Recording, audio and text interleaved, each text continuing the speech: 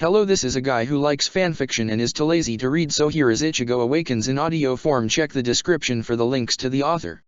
Chapter 51, The Two That Shine Bright. Squad 4, Hospital. Rukia laid sleeping, recovering after the events of the whole memory theft debacle. After Ichigo destroyed the hollow parasite, everyone moved as fast as they could to keep the situation in the best possible condition. Tessai had permission to use the forbidden time Kido to freeze the siblings and Rukia in time while Urahara finished stasis pods for each of them. After the initial calamity with hollowification, Urahara did not want any chances. It was expected that Rukia and the siblings would eventually hollow-fi, the last attack of the parasite. Ichigo never once left Rukia's side at all in that time. Eventually, she began to wake up inside the stasis field. "Hey Rukia!" Ichigo whispered as her eyes began to open. "Nice to see you awake." She moaned as she slowly roused herself from the sleep she was in. "Ichigo, what happened?" she asked as she slowly sat up, confused by his lack of action. "Ichigo, what is this?" She finally noticed the stasis Kido she was in. She looked scared as she stared her lover in the eye. His expression was filled with concern for her as he sympathizes with her worries. "The memory-eating hollow is dead, Rukia," he started, hoping the good news would keep her calm. "You and the siblings are safe for the moment." His expression became more somber as he got to the bad news. "But your souls had bonded with Hollow Reishi. The parasites, and then mine. You three are being kept in these fields until Urahara can determine your safety," he explained as she examined the glowing glass-like barrier. "How did we get your Hollow Reishi?" she finally asked, almost accusingly. "Well," Ichigo started as he averted his eyes.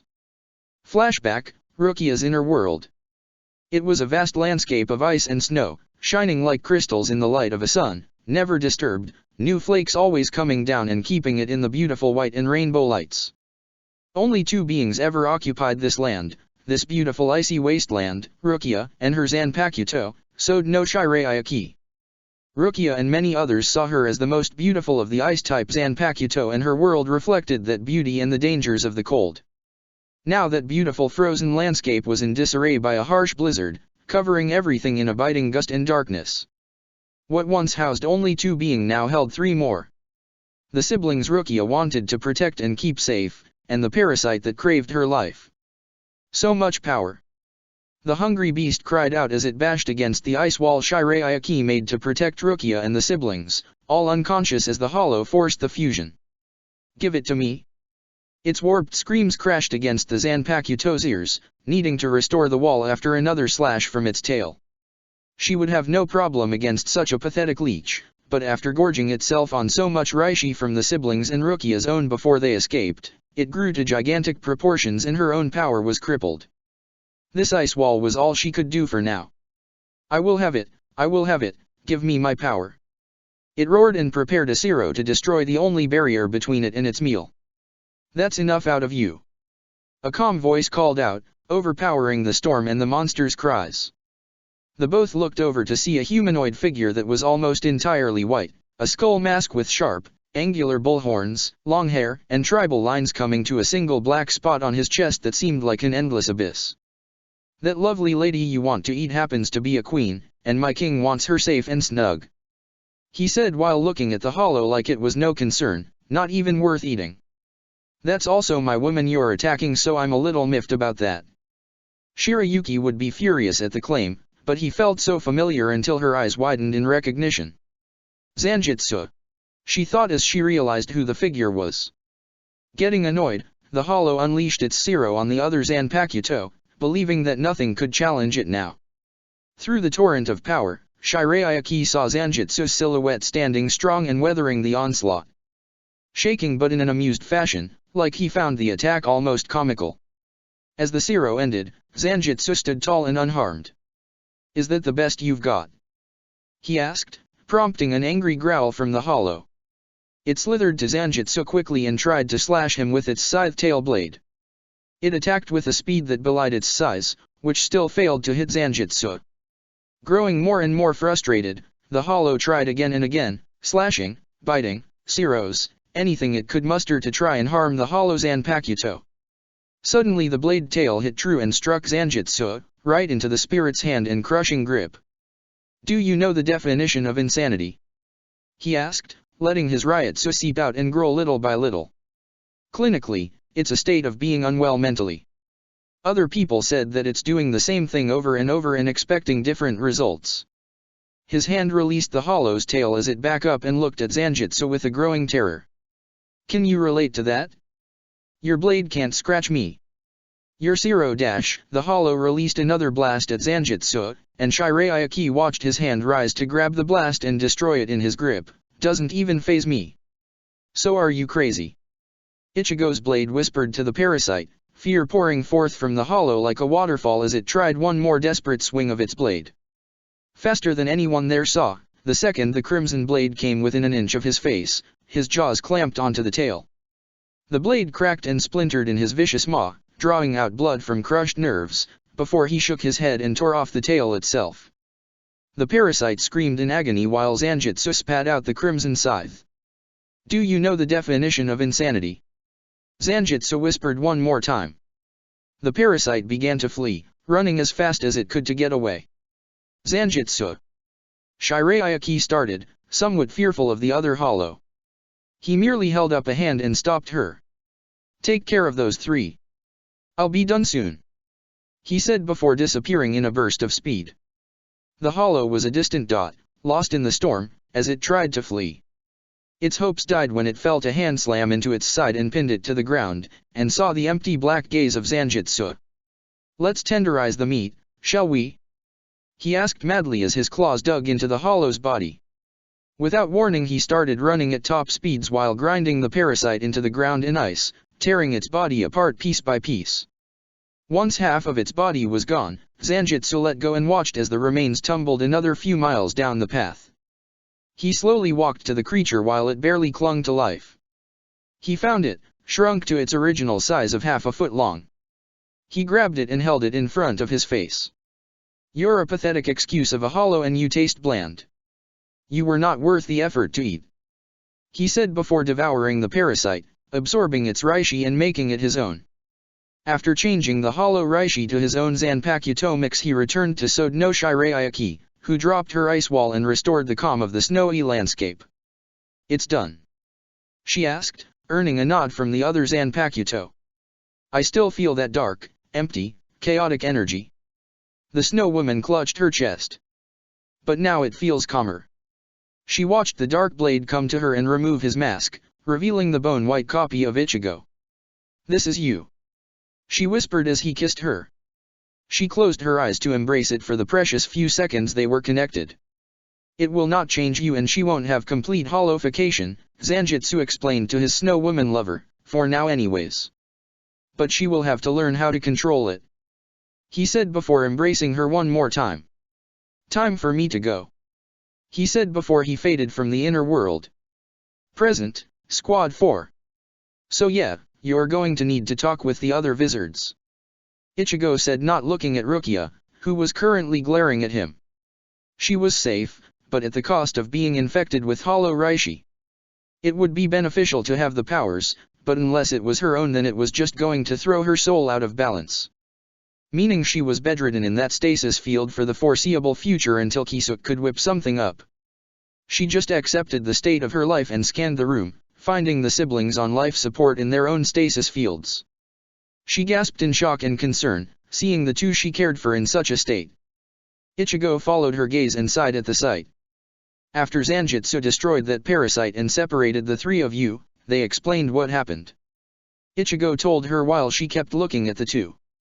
"It was a little over a century ago when the parasite attacked you through a Soul Reaper host. You told them to run but they refused to abandon you, staying to try and protect you. It mortally wounded them just as her teleportation powers activated and fused the hollow to them. It fed on their power and shaved away their sanity until it deemed them ready. They never healed and were back to almost dying before Tessai and Kisuk put them there. Haki tried to reverse their time with a Kido he made, but it was too far back for him to restore." He finished just as the girl's eyes opened up, slowly and weak, but she was awake. She saw her sister figure and smiled through the pain and exhaustion. "Rukia," she said weakly, her voice muffled by a breathing mask. I'm sorry for the trouble we dash. Her breathing was labored, still weak from the disconnection from the hollow parasite.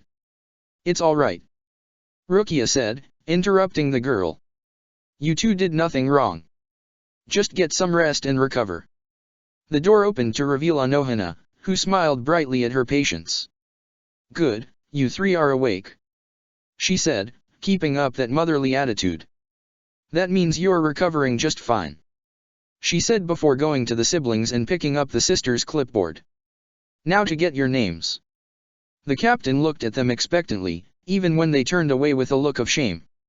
Her name is Homura, Rukia said, earning a look of surprise from the siblings before tears of joy began to form. And his name is Shizuku. I promised, didn't I? Rukia smiled to the siblings, who were crying in joy. The two of you shine brightly, Anohana said thoughtfully. Those are wonderful names, Rukia. Good choice.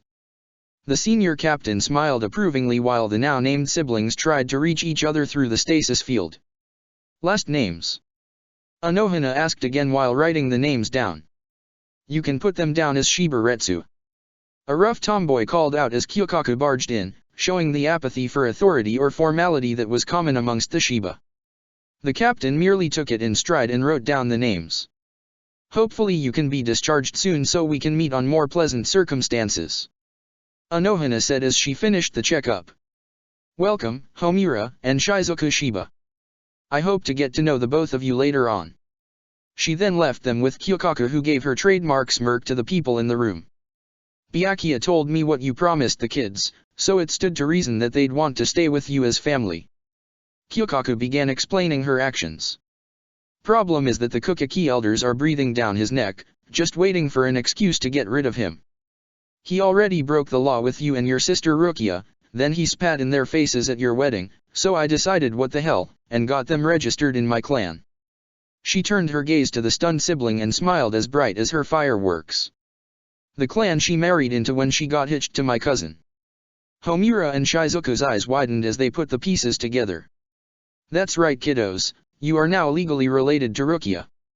Welcome to the family. The waterworks returned, but Kyokaku decided to let it pass. The kids finally had family, she'd let them celebrate. I'll have Shirogane Hiko pick them up after they recover, she said as she began to depart. Rest up, you two. I don't like slackers in the family, she yelled before shutting the door. She really believes in tough love, Ichigo muttered under his breath, causing Rukia to giggle. They stayed like that a few more hours, talking about how order was being restored throughout the Godei squads. Love's squad still needed work as there was still chaos among the ranks and the Rukon folk. After a while, Urahara, Tessai, Haki, and Yamamoto entered the room, carrying a small box that was riddled with seals. Ichigo bowed respectfully. Rukia tried but was unable in her seated position, and the siblings were completely lost, only knowing to feel nervous when the old man looked at them directly. Though not entirely your fault, you both caused no small measure of trouble for all of us, Yamamoto scolded the two, making them flinch reflexively. You have potential, but are undisciplined. That is something I will not abide. After you are fully recovered, you will both attend Shino Academy to refine your skills. He spoke roughly, shocking the two that they weren't getting punished. Lieutenant Rukia, she jumped as the head captain addressed her, you are to tutor the two of them in your spare time. Understood. Yes, sir, she said, over-enthusiastically. I won't let you down. He merely grunted in approval before letting Kisuke come forward with the box. Ichigo, within this box is the Hogyaku. Urahara started, surprising Ichigo with that small detail. I used it before to try and reverse the hollowification that Shinji and the others were going through. Instead, it stabilized them into the wizards you know today, so we're doing that. Tessai and Haki are going to dispel the stasis barriers while you activate the Hogyaku with the central thought of, I want to save them. That should fix things, he explained, making Ichigo nod a little nervously. Light flashed from the box as the seal was undone, revealing the black jeweled ball. The barriers dropped slowly as Ichigo charged his hand full of Reishi. Make them better, Ichigo thought as his hand drew near the sphere, an inky blackness reaching out to meet his finger. Don't let them die. He connected to the Hogyaku and the room was engulfed in an explosion of light. Vandenreach, throne room. Basby delivered his report to the Quincy king about Ichigo and Uriu's response to their meeting. How they bore resentment to the emperor for what happened to their mothers and that they wanted no part with the Quincy. He didn't reveal the extent of their hate for the man, just that they were different from the prideful Quincy that fought the Soul Reapers. He never let it slip that he considered they might be right, that Waiwak was not the savior or ally the Vandenreach saw him as. That old grudges Bez had were slowly coming back to him. He stuck around because of his friend Jugram, but what would be the point if the entirety of the Quincy were expendable? My poor naive sons. Waiwak said after Bazard finished. If only they knew the truth of the Shinigami and their depravity. No matter. He gave a dismissive wave of his hand to the Heat, who bowed as he backed away. They will learn the truth soon enough. All my children are equally precious to me. Precious as what?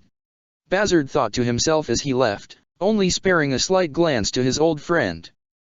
Ichigo and Uriu, we will talk more about this matter. He made his way for the Sun Gate to depart back to the world of the living. Las Noches, Aizen's study. Now, how to go about it and who to send? Aizen asked himself as he plotted. He needed a way to get Ichigo to Hueco Mundo and keep him there, meaning a hostage or two. He considered Orium but nothing about her proved useful. He learned about her being an exorcist but then she disappeared from his radar. Tatsuki would likely die before being brought in and hostages are only good when they're alive. Masaka was an excellent choice, but he didn't know if her powers returned. The final choice was obvious, a pair of little sisters that he would fight anything for. On the other side of the room was a loyal bat and a traitorous snake. What is going through Lord Aizen's head right now? Ulquiorra asked, looking at the images on the screen and seeing the siblings. They almost reminded him of his old friend at that age. If I know Aizen, and I do for the most part, he's thinking of bringing Ichigo's sisters as our guests. Jin said, emphasizing guests to let the implications sit in. There was the barest hint of the Hollow's eyes widening before setting to normal. A decision that might destroy Las Noches. Ulquiorra stated, knowing full well what chaos might come of those fights. Depends on who goes, and who he fights. Jin said before leaving the Aaron car with his thoughts. Grimjo finally embraced his destructive self and has shown a lack of care for rank so long as he could fight. Even without that ace Ulquiorra taught him, he'd still be assured the 5th rank when he returns to his place among the Espada. No one likes his replacement. Ulquiorra looked at the image of Ichigo's sisters with a strange feeling in his chest. What is this heavy feeling? West Recon 25. I'm going to do one more sweep and then head back. Ganja reported to his patrol unit in the 14th Squad. When people started losing their memories, he did a few things that he was not particularly proud of and Love did not appreciate. It ended with a fist to his face and more than a few broken teeth, an issue that plenty of people need resolved. He was going through alleys and back roads, trying to find anything out of the ordinary, when he heard a familiar voice.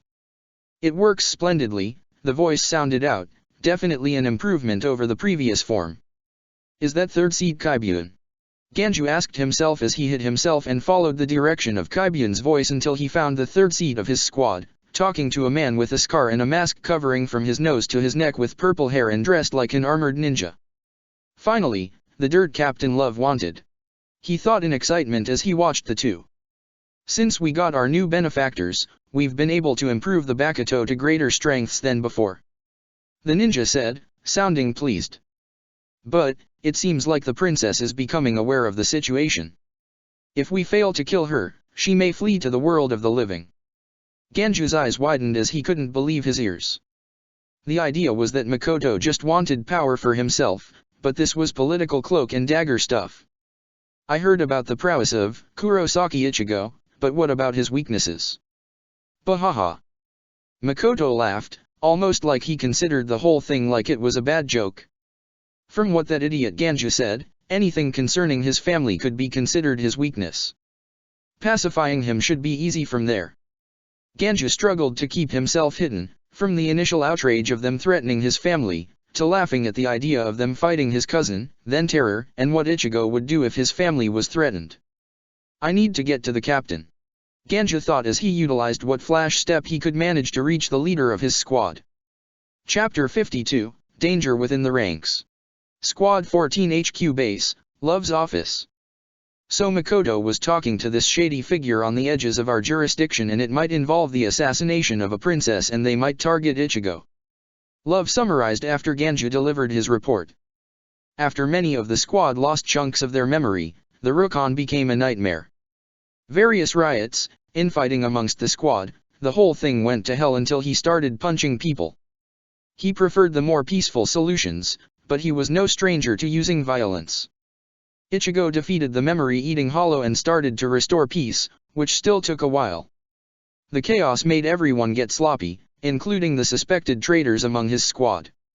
Who is the princess and what are these Bakuto exactly? Should I continue watching third seat Makoto?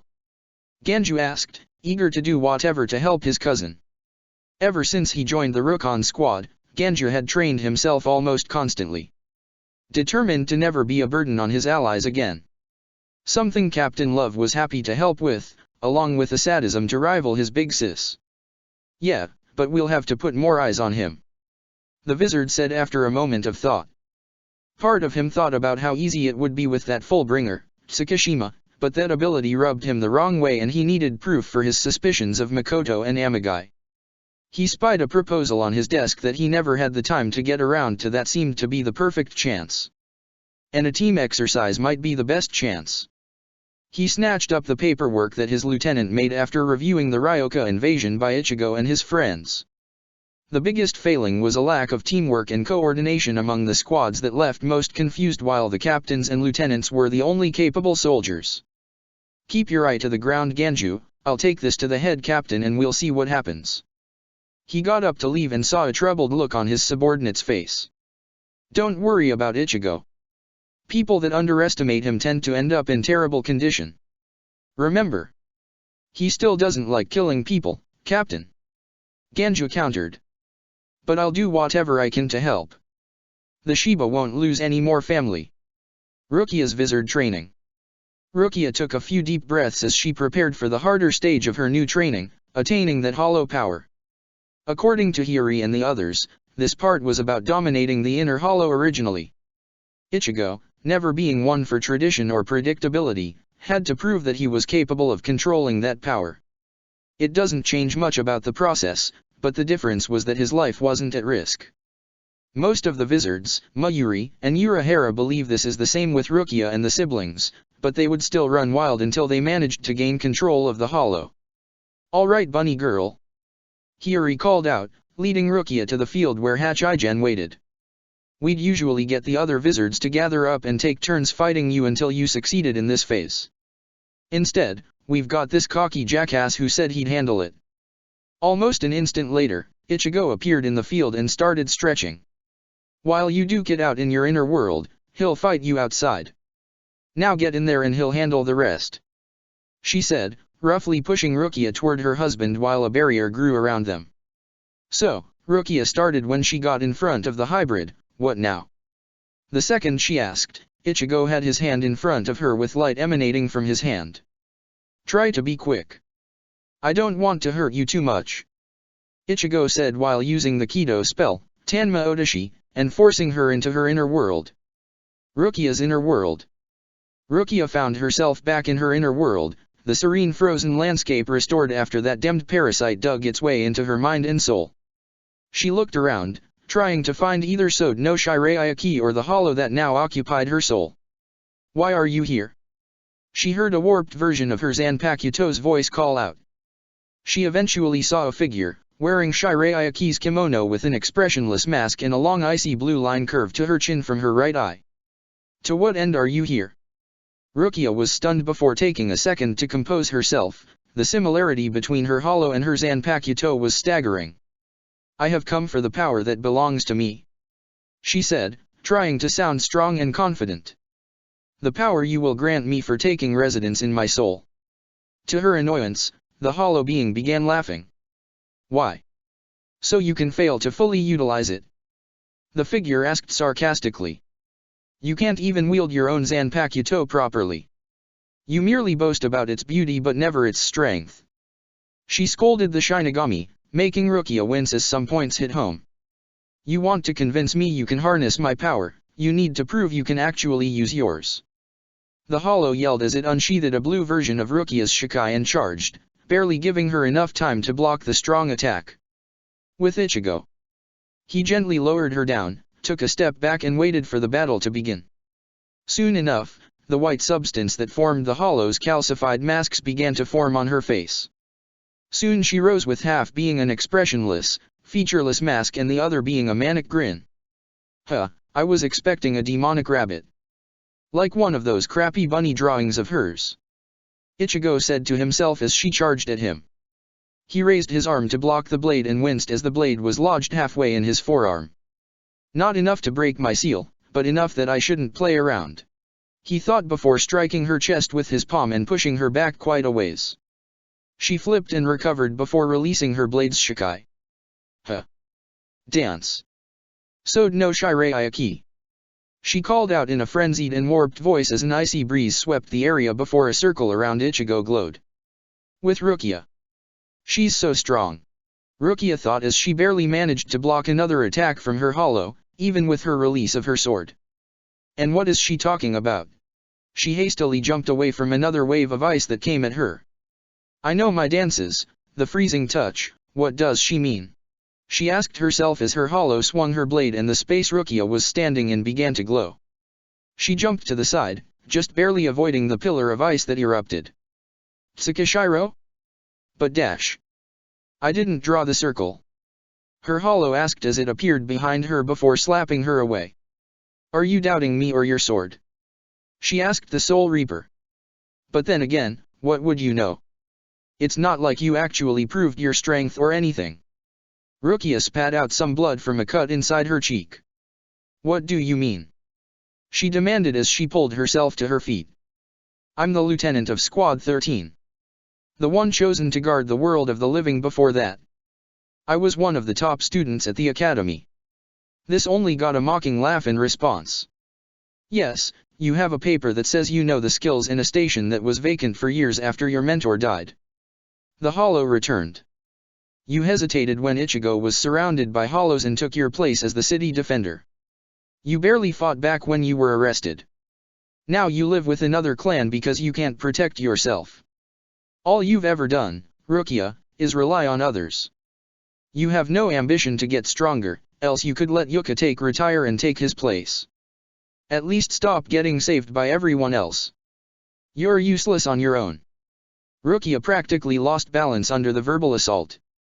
You can't protect anyone, let alone yourself. You're dead weight, Rukia. Even Homura and Shizuku know that. At the mention of the siblings, she froze. Memories of her time with the two flooded her mind. With Ichigo. Bala. Ichigo shouted as he punched the blast of Reishi at the hollowifying Rukia. After getting frozen solid and still healing from minor frostbite, Ichigo was a little annoyed. Rukia was developing bony ribs wrapping along her chest and hips while getting coated in a skin-tight suit of bone armor covering half of her right side. She kept up the barrage of attacks, ice pillars, ice torrents, and he could swear that the area around him was getting colder by the second. He dodged another torrents of freezing air and Rukia got behind him and slashed him across his back, leaving a gash in ice where she cut. Ah, damn it! Ichigo cursed as he staggered away and regenerated from the attack. I'm starting to lose patience here. There's an easier way to handle this king. Zanjitsu chimed in, sounding more amused than anything. I'm always ready to hear your advice, Zanjitsu. There was a silence, hinting that Zanjitsu found that line to be false. When it comes to fighting. There we go. Zanjitsu said in agreement. If you listened to me at other times, you would have lost that V-card a lot sooner. Ichigo had to dodge another strike and even drew his sword to block. Anytime Zanjitsu. Ichigo roared as he blocked a Hakuren with a Getsuga. Dude, it's a hollow. The Zanpakuto explained. Appeal to animal instincts. He offered as Ichigo thought about that. He broke his second seal and unleashed his full spiritual pressure, Quincy, Hollow, and Soul Reaper. Rukia froze in place before adopting a different grin. With Rukia. The white blade of Sode no Shirayaki fell from her fingers as she let her fingers go numb. The Hollow watched as the Soul Reaper appeared to give up. She only stared in disappointment as the image of the strong and confident Rukia was shattered by realizing how weak she was. The Hollow lifted up her blue sword and prepared to strike down the failure of a master. Heido number 31. Shak Keiho. Rukia yelled out while bringing up her hands for the spell. She shot the fireball spell point blank in the Hollow's stomach, forcing her back several feet. The reflection of the Zanpakuto glared at Rukia with grim approval as her foot spun her sword away and she flashed in front of the Hollow. I refuse to be a burden any longer. Rukia roared as she engaged in a swift barrage of punches and kicks, throwing her opponent off with the unexpected switch in tactics. I will master my blade. I will control these Hollow powers. And I will become strong. The Hollow soon took control of the flow again and landed a cut on Rukia's cheek, forcing her back. How will you master your sword if it's out of your hands? The Hollow asked as the two circled around the other, Rukia getting further from her sword. Simple. Some no mai, Tsukishiro. Rukia answered as a massive glowing circle appeared, with Rukia out of it and the Hollow inside it. You can draw circles in places, but there was never a defined radius for that circle, is there? Clever. The Hollow conceded, flashing out of range just before the pillar formed. But not fast enough. She was in front of Rukia again, ready to cut her down, until she felt a cold stab in her stomach. San no mai, Shirafun. Rukia held her hands like she was holding a sword and a blade of ice formed in her hands, which went through the Hollow. I told you. I will master my sword and take my powers. Rukia growled at her opponent. You were right about me being a burden. No more. The mask remained unreadable, but the eyes shone a happy brightness to them. You'd best keep that promise. Lady Rukia.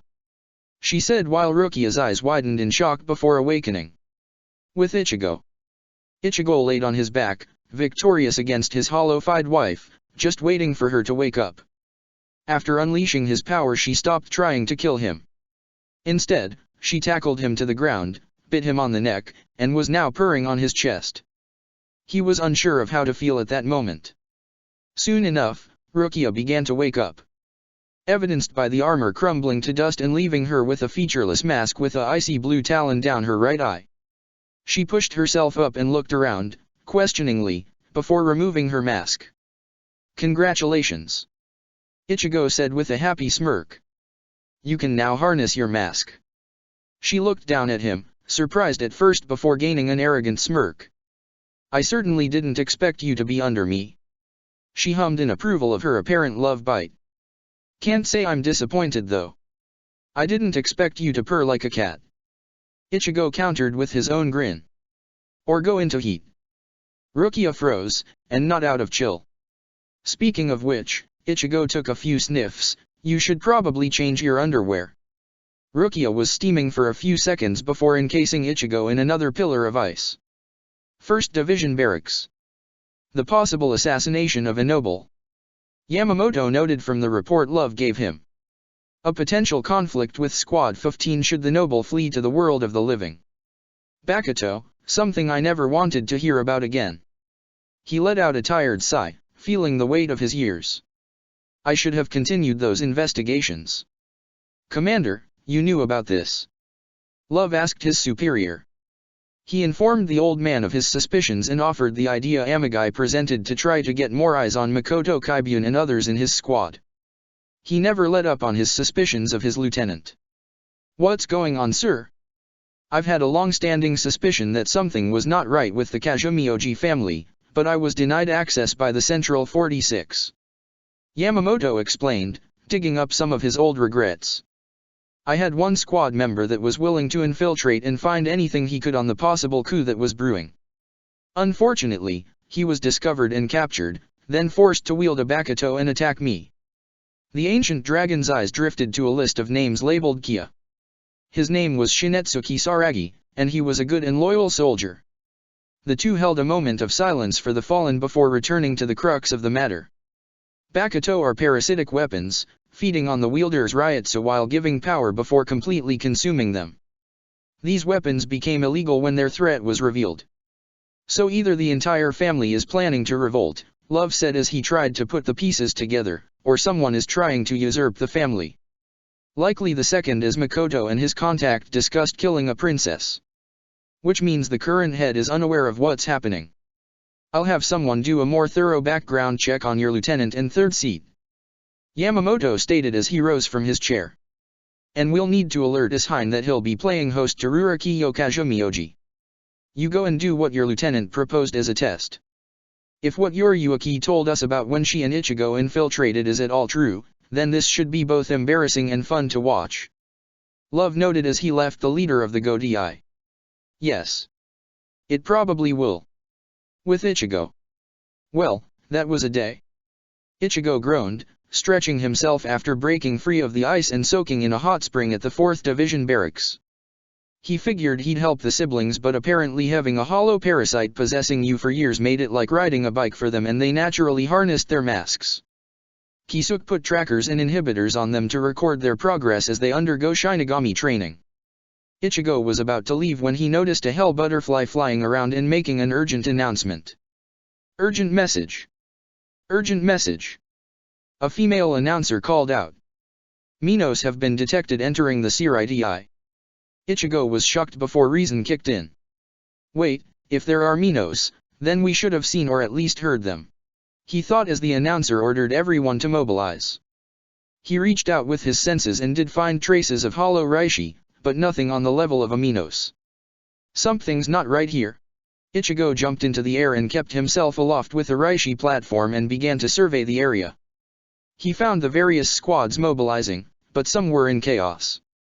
The 7th and 11th squads seemed to be competing with Iba and Ikeka racing each other. Mayuri had the 12th close off a large section and was arguing with Rangiku, and the 10th, the 3rd, and 9th were getting along but ended up butting heads with the 6th, 8th, and 13th squads. The 14th had to calm down the civilian population, and the 5th was missing while the 2nd and 4th were just waiting around confused. This is our army. The next announcement shouted that the Minos were located in the northeast section of the Siri, leaving the army of Soul Reapers to scramble like headless chickens toward that area or to keep fighting each other. We're screwed. He released a pulse to find Yamamoto and felt him walking with Yukatake and some of the other captains. He immediately made his fastest jumps to them and listened in from above. I authorized this false alarm and Captain Ikawa acted on that order. He heard his sensei explain to his direct subordinates.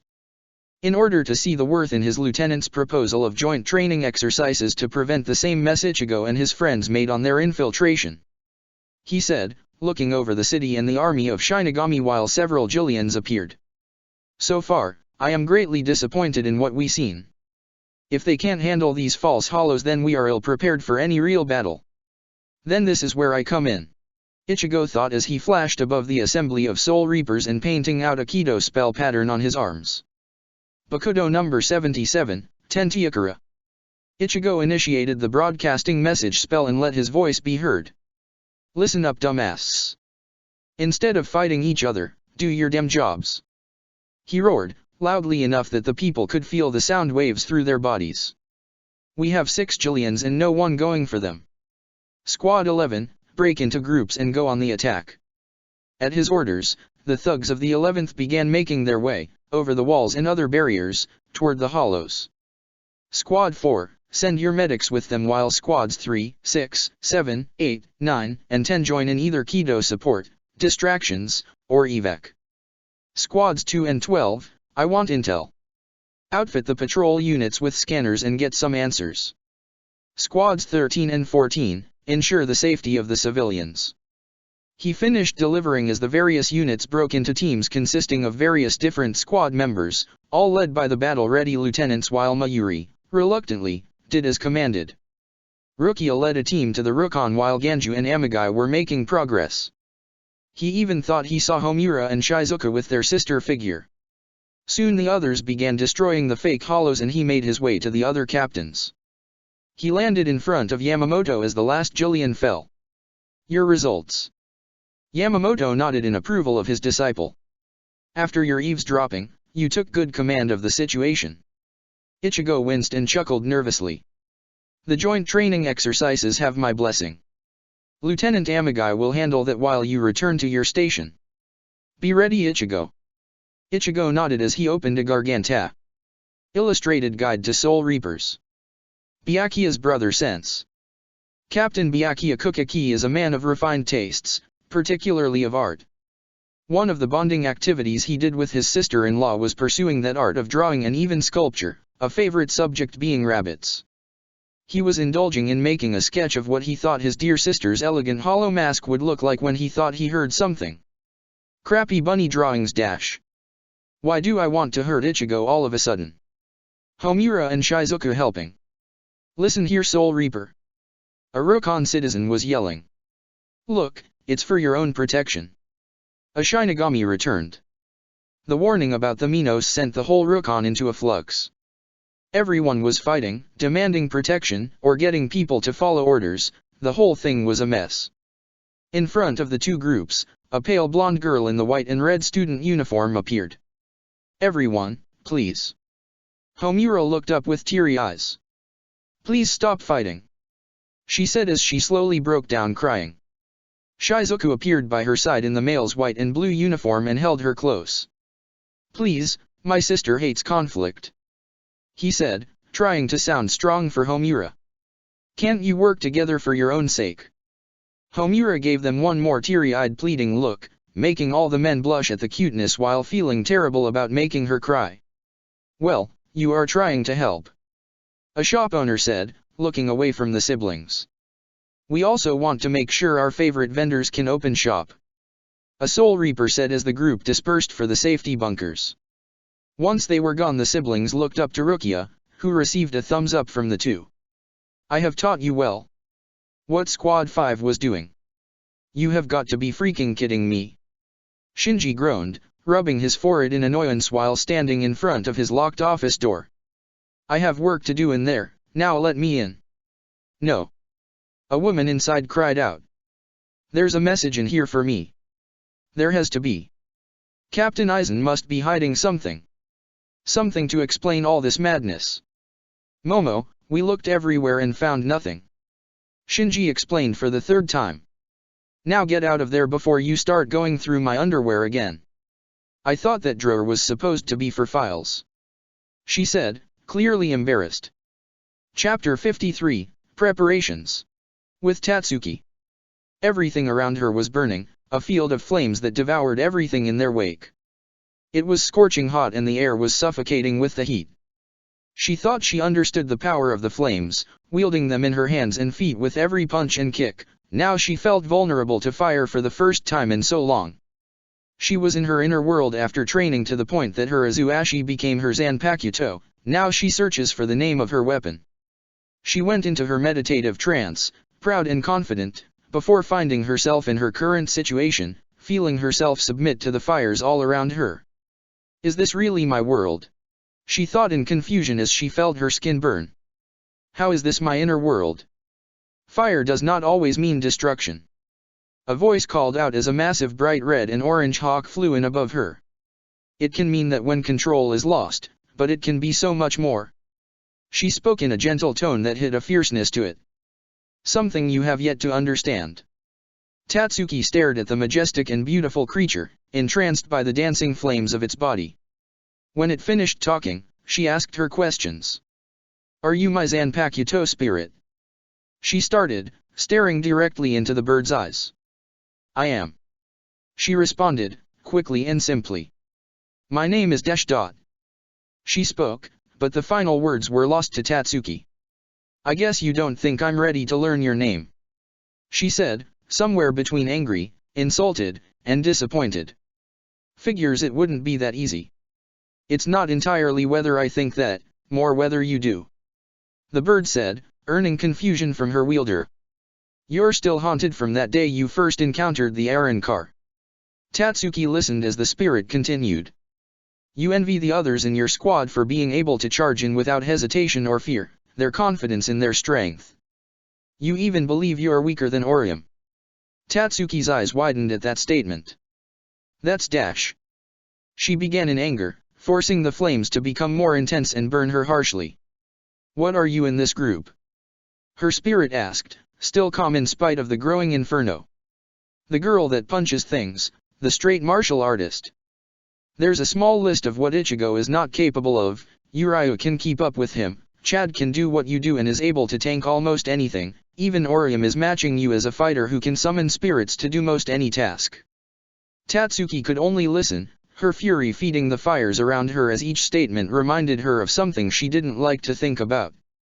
You consider yourself the weak link. I'm not denying you anything, you are. You are a glass cannon, a tower built on a poor foundation. A single good strike will break you. She said as Tatsuki felt herself break out of her trance and onto her back, gasping for breath. Not a pleasant experience, I take it. Yuki asked, looking at her shaken disciple on the ground. Tatsuki didn't respond as she struggled to her feet, her short Zanpakuto blade in hand as she faced her teacher with a look of shaky determination. Again. With Chad. Enough. Chad said as he dispelled his Fullbring, his fingers rubbing his medallion and smiling at the progress they've made. He and the other Fullbringers returned to the world of the living to continue their search for others like them and training their developing skills. This has been good progress, Sato. Jackie said, examining her boots.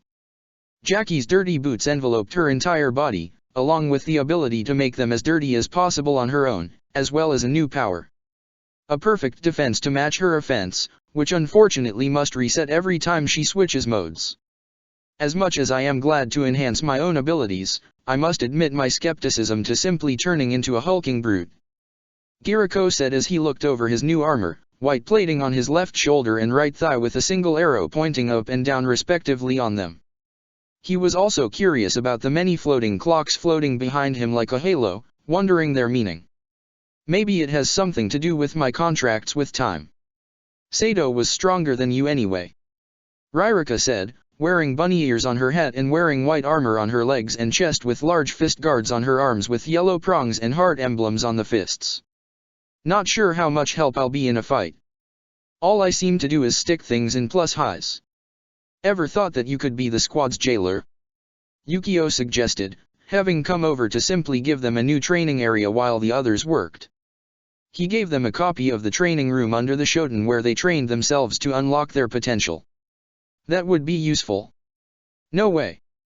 Jailers aren't cute. Ririka denied almost immediately, earning a groan of annoyance from her fellow Fullbringers. Cute doesn't seduce the strawberry. Sexy does. Jackie yelled out. You should try being sexy. They two women soon devolved to what amounted to pointless arguing while the guys did their best to ignore them. I could probably take them off your hands too if you wanted. Yukio suggested, causing Chad to shake his head. You're doing us enough favors by taking that Shishigawara guy. He said, standing up while the game room dissipated. Things seem to be coming to a head out there anyway. The air itself feels tense. With Orium. I got this. Orium panted, covered in sweat, dirt, and bruises, while keeping her focus on two floating orbs. One that was fire while the other was water, both working in tandem against her. Flying at her side was the Shunshunrika spirits, fully grown to human size in response to a proper bond with their mistress. Each shield was able to act independently with each able to split into multiple sprites.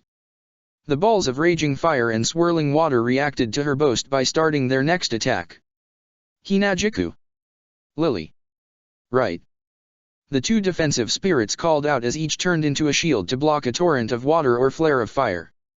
Keeping her will steadfast as she managed to hold the attack off, though she did feel a drain on her energy. Kenton Koshan. Orium recited as Began and Tsubaki turned into sprites and reassembled into Orium's reflective blade. Come on!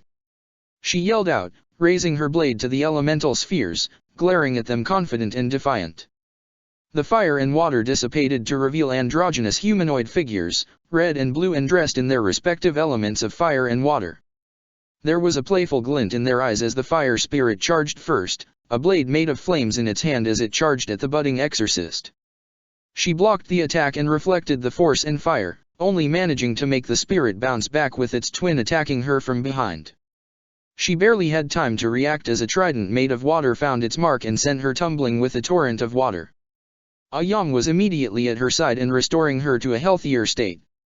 Orium racked her brain, trying to think of something while Tsubaki's 5 other sprites tried attacking the 2 elementals, which was proving ineffective. Elemental spirits are always upper echelon spirits, Shuno explained as she joined Orium's side. Perhaps you should stop and try again later. Orium grit her teeth in anger, at the thought that she was still weak. She was next to useless in Soul Society, couldn't bring herself to fight the Arrancar, and wasn't even that involved with everything else that happened. She swore to herself that she was going to be helpful to her allies, useful to Ichigo, become someone that was worth standing by her friends. It was then she noticed something while Tsubaki's many attacks were flying around the 2 elementals. They got close but never touched, even flinching when they almost brushed against the other. Duh. She mentally admonished herself before lifting up her sword again and charging into the fray. The 2 spirits noticed her and fired a sphere of their elements at her, making her stop as the attacks came to her. Gotta do this right, she told herself as she focused. Time seemed to slow to a crawl as the balls of fire and water came within range of her. She swung her blade at the ball of flames first. The second she felt the attack be reflected, she guided it towards the water elemental. Once she was satisfied with the alteration of the attack's reflection, she repeated with the other sphere, just barely managing to catch it before it struck her. Time returned to normal for her as the attacks went to their elemental opposite, exploding into clouds of steam filled with ethereal screams. Began, Lily. Santon Shun, Prism. She called out, causing the 2 to split into their shield sprites and turning into a triangular prism, trapping the elementals inside. Tsubaki, Katanzan Shun, Waltz. She called out, determined to make this the finale of the fight. Tsubaki's 6 sprites entered the prism and struck with lightning speed to the 2 elementals, passing through both to ensure damage to each spirit.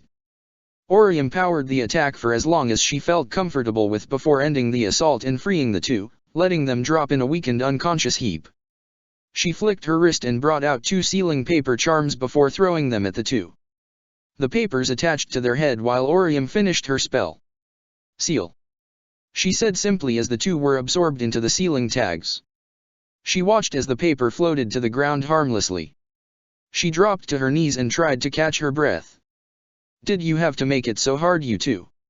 She cried out with a pout as many versions of the elementals appeared before her. Yes. Yes, we did. The fire spirit said as it looked at its twin. You wanted to contract us, and you're the first person to make any use out of those 6. The water spirit said, pointing to the Shunrika as they shrunk down. We can't remember the last time someone realized their true strength. Had to make sure you were the real deal. The fiery one said with a chuckle. That's because there was no last time. Tsubaki said with evident anger. The 2 elementals merely nodding in response. Anyway, you passed our test. The blue spirit said with a bow. Ignis and Aqua, accept this contract. He said as a pair of rings, blue and red, appeared on Orium's right index and middle fingers. Be sure to get the other 2 soon, Master. I hope we get along. Orium said with a smile before falling over from exhaustion. Shuno. Ayam. Soten Kishun. She called out, making the healing shields sigh. With Urayu. You're offering to help? Urayu asked, standing across from Bazard Black. Why? Bazb gave Urayu the message that he wanted to talk to him alone, having a bit more faith in a fellow Quincy rather than the hybrid cousin currently in Soul Society. They were back in the Funfeetfeld and away from prying eyes for Baz's sake. He felt safer there, free to talk. I'll be honest, I still feel loyalty to His Majesty, but I'm not so blind to simply accept whatever he does. The Heat said as he looked the mixed blood in the face. What you said about Wywak and what he did, it kind of hit a little close to home for me. So, in the event you are right about him, I'd rather be on a side that ensures I'll live. He said, earning a raised eyebrow from Urayu. The bespectacled teen looked up to the trees in thought, wondering how to move the situation to his team's benefit. Okay, he said after making his plan, let's talk. What are some of the Sternritter's abilities? He got the full overview from Tsukishima, but there was something else to this conversation for him. Any new techniques we should be aware of, What makes a stern ritter? What is it about you guys that make you elites? We have medallion seals that can take away a bankai, Bazard started, a power-up state called the Volstandig, and a letter shrift.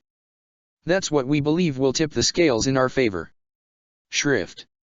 Uriah asked, trying to press for more information.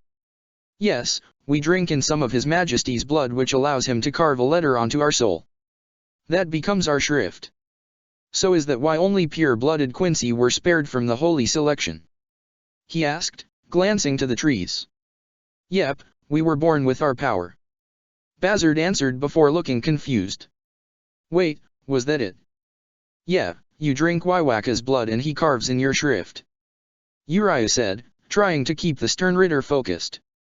That's what you just said? Bazby looked confused before shrugging it off. Yeah, okay. He continued, though he was slightly shaken. He carves the letter onto our soul and determines what that letter is for. My own is the H, which is for the heat, and I can utilize fire and heat hotter than the sun. And he determined that.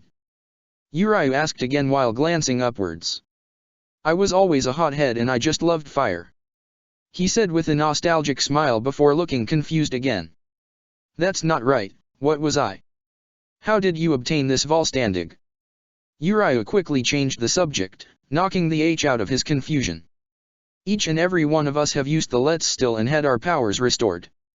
He said, grimacing in pain slightly. Trying to mimic that feeling of the Let's Still, we try to manipulate the ambient Reishi to bring us to a higher powered state. Reaching out with every bit of ourselves to clothe ourselves in energy. There's a theoretical higher level, but no one even knows how to get to it. That or, no one thinks it matters now. Well, this has been interesting. Uriah said, trying to end the talk while looking at the trees. I'll be sure to let Ichigo and the others know what you told me. You sure you're alright with spying on Waiwak? Why not? Bazard scoffed. He's not my king, Wait. He said before grasping his head in pain. Why did I say that? Uriah placed a hand on the stern ritter's shoulder. That headache seems pretty severe. Maybe you should go lay down. Uriah suggested, getting a nod from the heat. Yeah, that sounds good. He said, stumbling for a second before disappearing in a burst of speed. Uriah waited for a couple of seconds before nodding and Tsukishima appearing at his side. Was that a success? He asked the Fullbringer as he returned his bookmark to his book. It gave some credence to my theory, but I can't be too sure if it'll work or not. Tsukishima told him as he mulled over his personal findings. I've always done some memories to suit my desires, but nothing on this scale.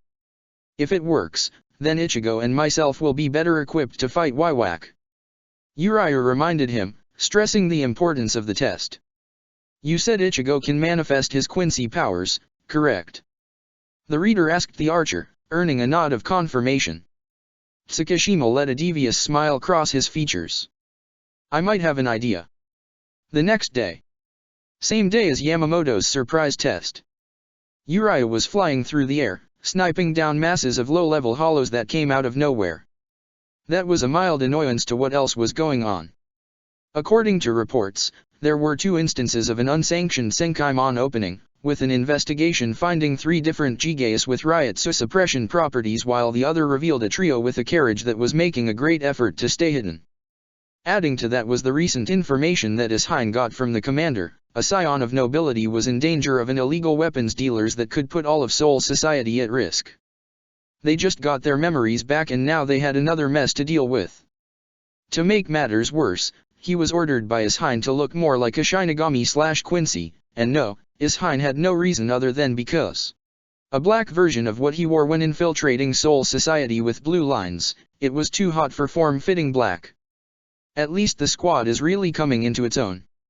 Uriah remarked, watching the battalion of Soul Reapers cutting down the hollows with ease. Even some of the Fullbringers were helping, Jackie backing up Chad as they crushed their enemies. But where did that bait come from? He said, thinking back to another unexplained Reishi buildup that was reminiscent of hollow bait.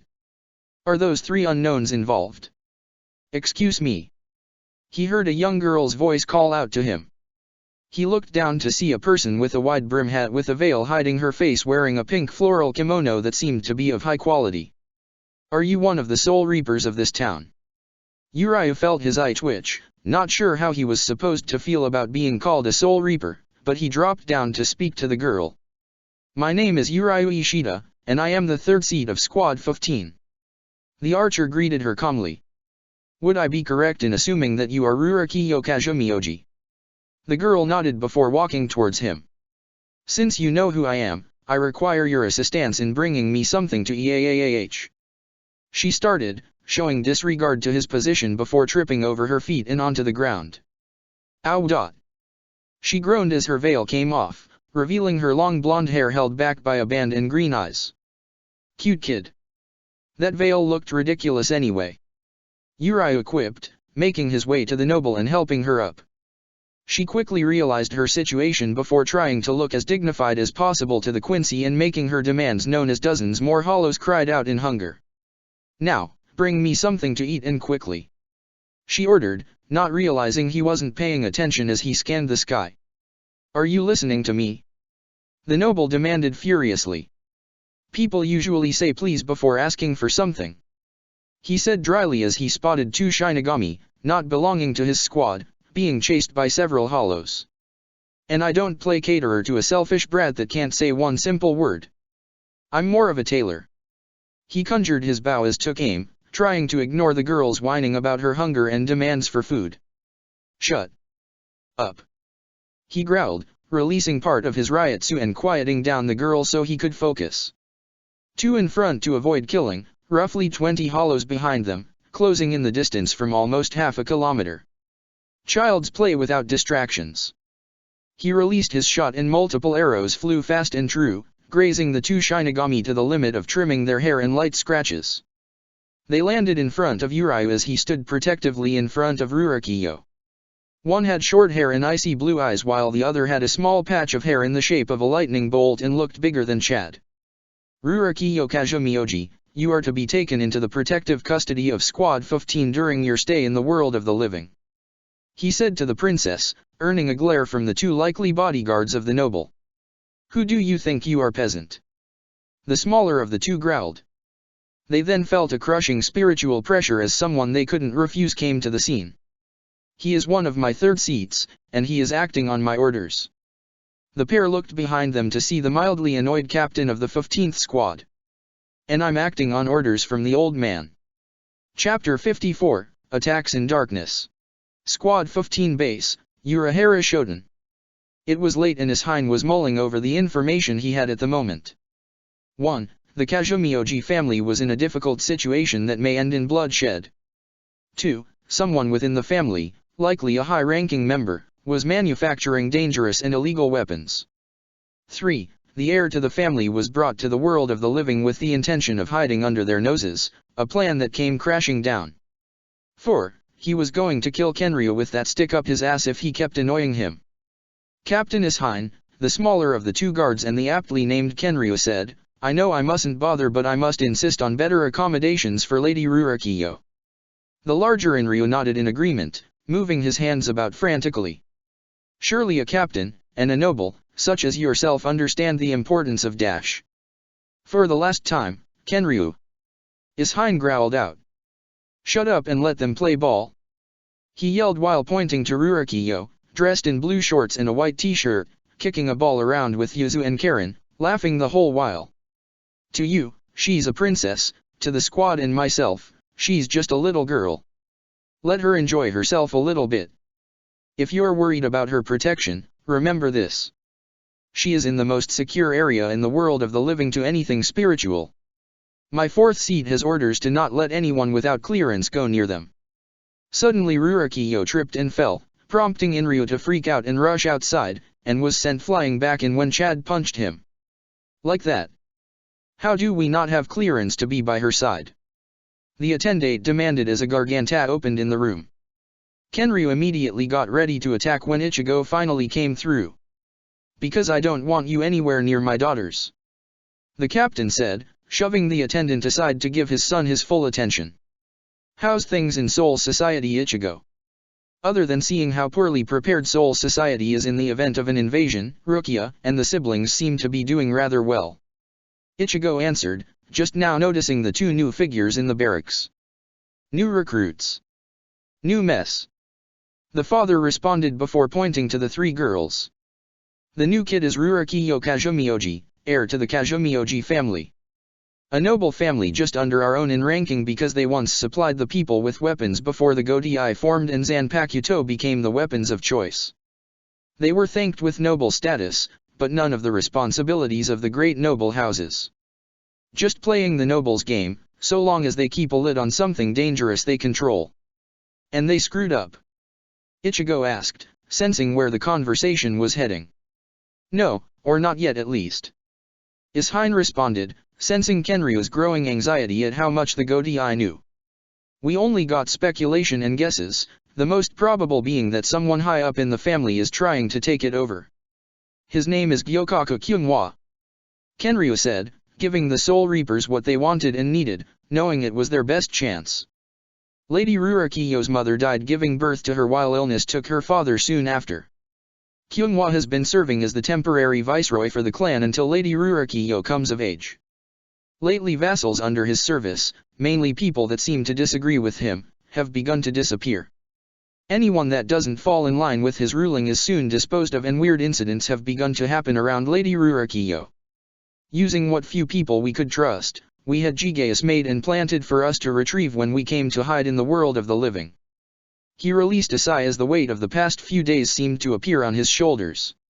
We have no evidence to prove these suspicions, so we wanted to avoid involving the Godai. Avoid it, by going into the most active squad's territory, where some of the most observant Soul Reapers are supposed to be. Ichigo restated needing to understand what was going through this guy's head. Hoping to slip by in the confusion of us doing our jobs.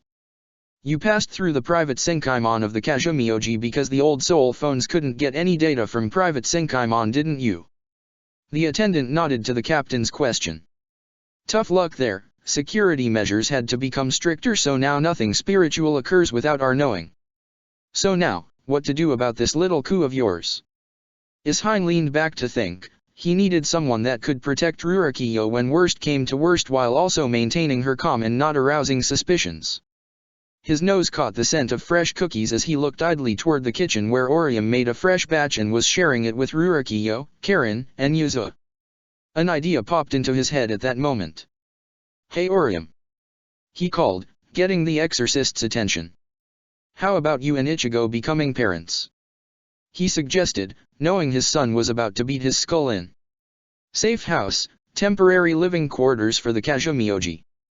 The next day came and Ichigo was helping Kenryu and Inryu move his new family into their new home. After punching his father enough times to get rid of his embarrassment, Ishine explained the reasoning for this. It was to give Rurokiyo a more proper disguise while keeping a healer and bodyguard around her at all times, a last line of defense. Rurokiyo was supposed to remain ignorant of the goings-on, so the explanation of the family cover was to help her integrate into the living world much easier. Ishine promised sentries around the clock and Ichigo would only have to fight when truly necessary. Ichigo forgot his dad could be mature sometimes, and he ruined the moment with, besides, it'd be good for you to get ready for all my future grandkids. Chad had to carry the old man back to his home after Ichigo was done with him. And you promise that this will stay under wraps? Kenryu asked, his concern being in keeping the Kazumioji family stable and strong. If word of this got out, it'd put the family at risk with the other nobles. I shouldn't ask much but dash. Listen pal, I don't give a damn about this nobility game you seem to think matters. Ichigo growled out, finally getting the sofa in place. The only thing we care about is keeping her safe and the security of Soul society as a whole. You worry about the nobility crap if it worries you that much. Kenryu had to hold himself back from talking back, reminding himself that Ichigo is of nobility with the Shiba and their return is a great noble house as well as being a lieutenant and disciple of the head captain in the Godai. He heard tales of Ichigo's prowess and crass behavior, but he needed to really see to understand, and while he had yet to really see his strength, his crude behavior was the genuine article. Not too long after, Rurokiyo appeared with Orium not far behind. Uni-I-chan. Rurokiyo sang out, running to Ichigo glomping him. After the decision to have Ichigo and Orium pose as her parents, her Jigai was altered to have orange hair and lighter brown eyes. Ichigo looked down to the girl hugging him with slight confusion. Context. I need context please. The hybrid said, looking at his lover and ignoring the crying attendants in the corner. Well, Rurikiyo told me that while she understood that it was for her protection she refused to think of us as her parents. Orium explained with a smile as she looked at the young noble. So I told her to think of us as her older siblings, if that helped. Ichigo looked down at the kid who was still hugging him before adopting a gentle smile and patting her head. So. After school tomorrow, we're going to the mall. Orium announced, with Ichigo simply accepting. He wasn't spending enough time with Orium or Tatsuki lately. Later that night, Uriah sat on the edge of a roof, quite a ways from the safe house, but still with a near-perfect vantage point to be a sniper. He was back in his white Quincy robes after a general consensus, he looked better in white, and ready to keep first watch. There was some goofing around with the new family but it seemed like Ichigo was actually enjoying himself, Orium was almost always happy, and the kid seemed to like the arrangements herself. Hours passed with little incident as the trio found themselves asleep, that was when he felt it. Feels like one guy, said Ririka, as she joined Uriah's side. The Fullbringers were becoming eager to test their new skills so they were assisting, and Ririka pulled the short straw. What's the plan? I'll engage while you watch and record. Uriah said standing up and tensing to move the second red flashes appeared on the barrier. The second he starts to run, seal him up in one of your dolls. He ignored her whining about it being uncut as the assailant broke through. The archer immediately shot several bolts at the attacker and forcing him back. The Quincy took the chance to make it to the roof with his Hiren Kyaku and attacked with a Seal Schneider. The assassin wore dark concealing clothes with reddish-pink armor and wielding a blade mounted on his wrist with an odd mirror in the center of the guard. He was immediately cautious of whatever properties the mirror might have held, some instinct telling him that part was the main issue. I'm guessing it'd be pointless to ask you who your masters are, he said, only getting the assassin to raise his blade for combat. Never that easy. The assassin charged at him, intent on cutting through the Quincy, and Uriah simply evaded. Every swing was met with a dodge as the archer gracefully moved, keeping his eyes on the weapon he suspected was a Bakuto. His attacker backed off when he saw his attempts were proving fruitless and took a change of tactics. He caught the moon's light in the mirror on the guard and reflected it directly to Uriah's face. Everything seemed to go black until he returned to consciousness with the assassin directly in front of him. He managed to dodge the stab and chopped the guy in the throat and back of his neck, making the assassin stumble. I've been knocked out enough times to know that sensation, Uriah thought as he analyzed what happened as his opponent caught his breath. Since that thing has a mirror, he probably needs light to make it work and reflect a specific light wavelength to make someone temporarily blackout. Uriah straightened himself out and stretched his back before shutting his eyes. Not risking another glance. I'll let the Squad 12 squints do the study. Utilizing his years of blind archery training and Reishi sense, he tracked the movements of the assassin as he tried the light reflection method again. Uriah became dizzy as a result of the light shining into his face, but with his eyes shut the effect was weakened greatly. The assassin charged again and Uriah leaped into action, using his blood to power his defense and strength as he grabbed the blade and tore the whole thing off his opponent before punching him in the stomach. The assassin collapsed, barely conscious, and Ririka showed up behind him. Addiction shot, she said, shooting him in the back with a heart and placing her tag on him. I permit you. The Fullbringer pulled out a teddy bear and, in an aura of pink energy, the assassin was absorbed into the doll. Now what? The girl asked the Quincy, who held up the weapon. Now we get this to Urahara and see what he can find out, he said, feeling the weapon react as if it was alive. Since he won't talk, take him to Tsukishima. That'll be the easiest way to get an answer out of him. Roger that, Uriah. What the? Ririka said as she felt something warm and wet soaking her doll.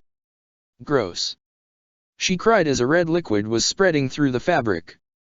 Uriah's eyes widened as he recognized the blood, with his mind working overtime to figure out what was happening. Kido seal? No, I'd sense that. Hidden dagger? He wouldn't be able to use that. Did he? Shit. He thought as he figured out what the assassin did. Get him out. He bit off his tongue. He ordered as Ryrika took a second to get over her shock and use her hair to tickle her nose before sneezing on the doll. The assassin came out, blood dripping through his face mask and onto the ground as the sound of breathing could be heard. He's making himself drown in his own blood, he said in shock as he approached the dying man, who was doing everything in his power to keep Uriah back. Soon the assassin passed out from blood loss and fell off the roof. Uriah felt the man disappear as his life faded and he cursed. A dead body couldn't give any answers that they needed, especially if Kyunghwa was being as careful as they thought he was. Failure, I take it? Ryrika asked, trying to keep her lunch down. Uriah glared at the dead body that laid on the ground. He wondered if this was how Ichigo felt when Aizen managed to escape him, because Uriah felt pissed. Partially. He answered as he felt the attendants settle down and some of his squad mates came for the corpse before it burst into fire, a very well-hidden Kido Deadman's switch to eliminate all traces of the assassin. We protected the girl, now they'll be sending the big guns and we do have something from all this. He looked at the blade in his hand with disgust before heading back to base, Chad coming over to take his shift. Squad 15 base. After his capture, he killed himself. Ishine said, finishing his report to the leader of the Godei. Yamamoto stroked his beard in thought, contemplating the next course of action to take. Without the assassin to interrogate, they wouldn't get a confession. Kaibyun was become much more cautious around his squad and the only thing they found on Amagai was that he joined the Onmitsukido at a young age. He cursed the lackadaisical lifestyle that put them in such an unprepared state and though he could force an investigation of the Kazumioji grounds, he refused to become a full tyrant as he had centuries ago. Continue protecting young Rurikiyo. Yamamoto finally responded. I have full faith in your squad's abilities to keep her safe. Sooner or later, Kyunghwa's side will slip up and then we'll end this. The connection was cut as Ishine looked back to the Bakuto behind its sealed display box. The weapon was indeed confirmed to be alive when it tried to attach to Rin until one of his squad forced it down. That, and the creepy yellow eye that was looking at everyone gave it away. The Squad 12 member was supposed to return to his division with the weapon, along with an armed escort, and they would get Hiyori back. She claimed that they can spar with each now to strengthen their masks and she missed her job, mostly her snacks and sitting on her butt. The biggest threat so far is the hidden abilities a Bakuto might have. Uriah said, speaking up from behind his captain. Similar to secret trump cards Zanpakuto may have for their wielders. The obvious solution there is to stop them from using those abilities by defeating them quickly. Ishine plotted. The problem there is that they'll kill themselves quickly, and Tsukishima can't extract memories from corpses. But he can do so while they are distracted. They heard said Fullbringer say as he came back. I got back from Urahara and he agrees there's an 85% chance of success with my idea about Ichigo. On this Kazumioji matter, one cut is all I need. He said with a sinister smile. Man, that guy's creepy. The two officers thought. With Rurikiyo. The sounds of yelling and muffled combat roused the young noble girl from her slumber. The young girl rubbed the sleep from her eyes as she looked at her current situation. She was used to waking up alone, Inryu and Kenryu nearby to offer any comfort they could. Now, her attendants were gone and she was between a beautiful older woman and a handsome man. For a second, they looked like the pictures of her parents that were around the Kazumioji house before her eyes adjusted and she recognized her new bodyguards. Remembering her parents were gone brought up some old pains she's tried to hide as her eyes began to water. Bad dream. She heard Orium ask tiredly as the exorcist pulled the noble in for a hug. There. I'm here, Ruri-chan. Orium said before softly humming while stroking the girl's hair. What is this warmth? She asked herself as Ichigo's arm reached over both of them, cocooning her in their embrace. Is this what it would have been like with my parents? She listened to Orium humming her lullaby, her eyes growing heavy with every note. It feels nice. She thought just before sleep claimed her. Kazumioji secret compound. So she's already under Squad 15's protection. An elderly man spoke in a gravely tone. This was Gyokaku Kyunghwa, wrinkly and weathered with his gray hair in a bushy top knot. And the agent you sent was felled by that squad's third seat. His name is Uriu Ishida, the Quincy. The man across from him stated. He was dressed in dark concealing clothes with layered plate armor on his left shoulder, purple hair, and a scar from his hair to over his right eye. He was captured by one of the Fullbringers, but he successfully ended his life before he could be interrogated. This is aggravating, but also fortuitous. Kyunghwa said with a dark smile on his face. Our new partners made it clear that they are very interested in seeing a certain lieutenant in that squad disappear. 2 birds with 1 stone. But, if even half of the rumors concerning him is true, then it will be a hard-fought battle. The assassin spoke. No chances. It'll have to be a full assault. You have your improved Bakuto. Do whatever it takes to kill that freak and the brat. The viceroy ordered, earning a nod from his subordinate. Understood, sir. Check the description for the links to the author.